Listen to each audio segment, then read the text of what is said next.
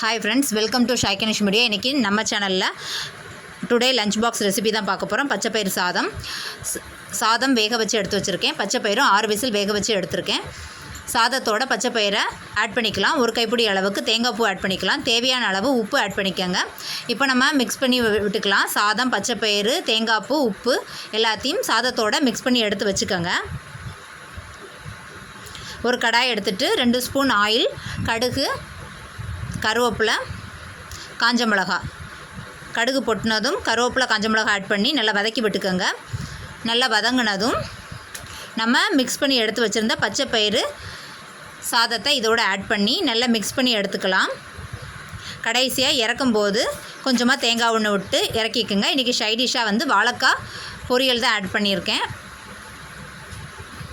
வாழைக்காய் பொரியல் தான் இன்றைக்கி பச்சைப்பயிறு சாதத்துக்கு. இந்த வீடியோ உங்களுக்கு ரொம்ப பிடிச்சிருக்கும். எனக்கு பிடிச்சிருந்தா சப்ஸ்கிரைப் பண்ணுங்கள்.